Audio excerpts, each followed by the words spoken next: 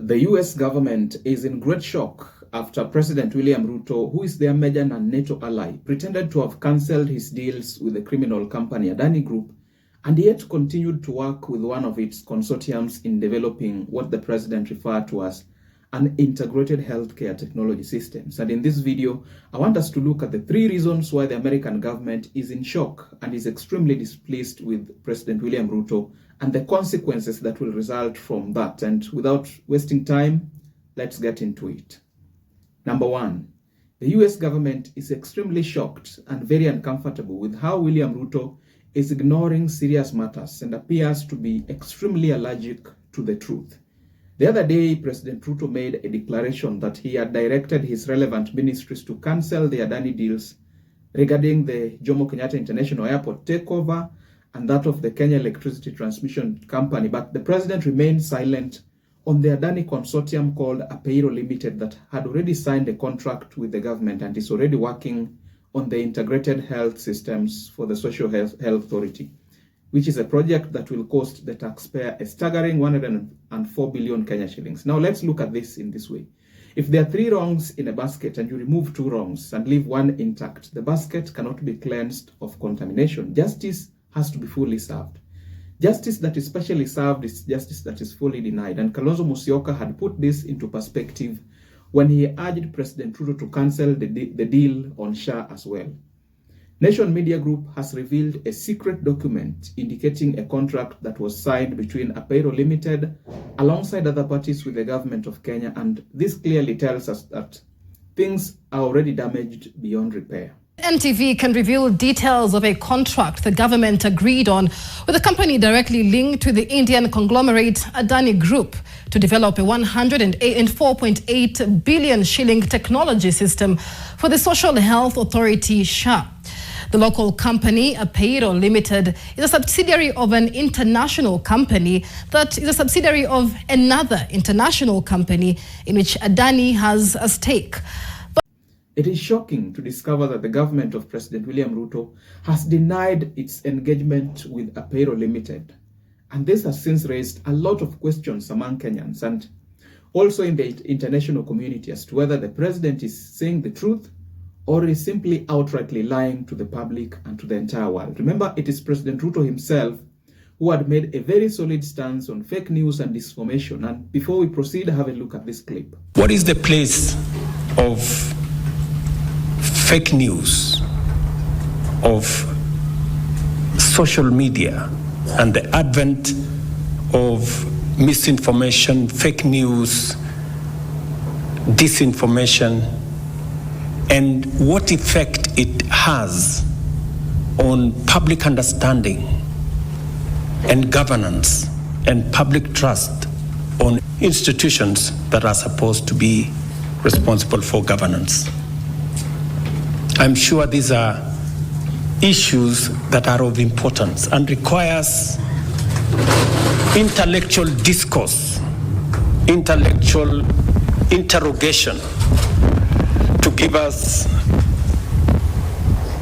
pathways for us to chart. I think not being transparent about the things that matter to citizens is in itself fake news, because then it leaves rooms for speculation. And whenever the government remains silent, in most cases, it is because it is concealing a shady deal and does not want to be fact-checked and criticized by the public. Not giving full information about the Adani deals is in itself disinformation. I think citizens have a right to full information about whatever program that their government is up to. So essentially, President Ruto had fried himself in his own oil, and it brings us to the second reason as to why the American government is extremely displeased with William Ruto. Number 2, by all means, the president seems to be benefiting massively from the Adani SHA deal behind the scenes, and that is exactly the reason why during his State of the Nation address, he remained silent on it. You cannot bite the hand that feeds you, and it is as simple as that. The contract was already signed and the president had no idea how he could simply terminate it. Maybe some kickbacks had also been exchanged between the president and the Adani executives that provided immunity from future negative legal and political implications on the project. In the end, it will not be surprising to discover that William Ruto will be still eating from the single remaining Adani SHA deal. despite the announced cancellation of the first two. Number 3, the US government and the international community is extremely shocked at how William Ruto is using the Kenyan Parliament as he so pleases. What do I mean? Members of Parliament have been reduced to puppets and rags that the president uses to actualize any agenda that he deems politically fit and convenient. I say this because when the president announced that the Adani JKI deals and the Ketraco deals were cancelled, the same members of Parliament who had praised and endorsed the Adani despite serious concerns raised by members of the public, the same ones exploded in ululations and celebrations. Honorable members, I have stated in the past and now reiterate today that in the face of undisputed evidence or credible information on corruption, I will not hesitate to take decisive action. Accordingly, I now direct, in furtherance of the principles enshrined in Article 10 of the Constitution on transparency and accountability, and based on new information provided by investigative agencies and partner nations, that the procuring agencies within the Ministry of Transport and the Ministry of Energy and Petroleum immediately cancel the ongoing procurement process for the JKIA expansion public-private partnership transaction.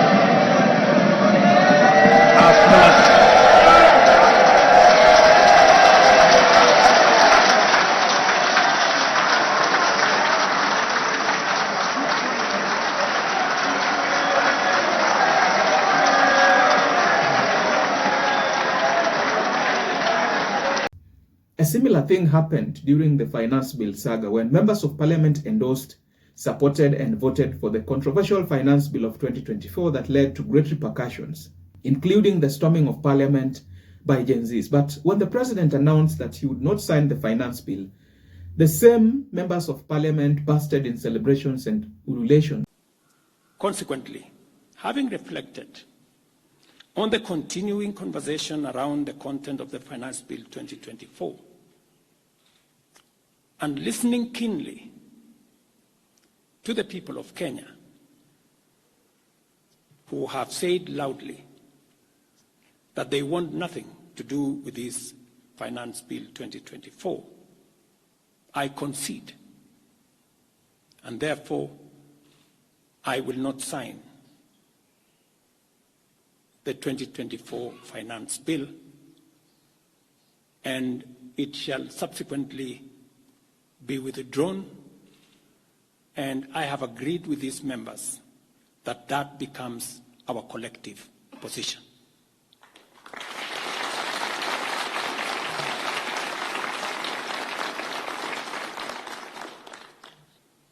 And this only points us to one thing, and that is the current members of Parliament are the most useless batch of lawmakers that have ever lived on the face of the earth.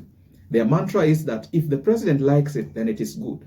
And if the president does not want it, then it's bad, which is a universally stupid idea. And this has been carefully reiterated by this wonderful gentleman. Have a look. Didn't you see that there is something wrong with these members of Parliament? You are voting, you are saying something is good, you as a person, or as a member of Parliament, because you want to protect the government. Then after the executive says it is not good, now you again come again and support it is not good. How do those people who elected you view you?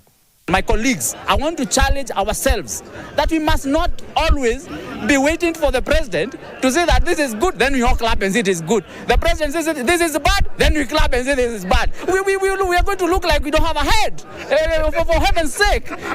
Remember, the US government is one of Kenya's key partners in terms of international development and the so-called advancement of democracy. And if President Ruto continues like this, then great repercussions will follow, including terrible sanctions due to inconsistencies in his dealing with democratic institutions. The incoming US President Donald Trump is a guy who does not give a damn about what William Ruto had signed with the outgoing Joe Biden and would be more than happy to cancel any useless aid that William Ruto administration was meant to receive from Washington, D.C. At the end of the day, guys, this is just my opinion. Do let me know your thoughts and opinions in the comment section below. Don't forget to like, subscribe, and hit the notification bell for more informative content such as this. In the event you are watching for the first time, please go over to YouTube and search for Patrick Odero, and you'll find a lot of my recent content on current political affairs in Kenya.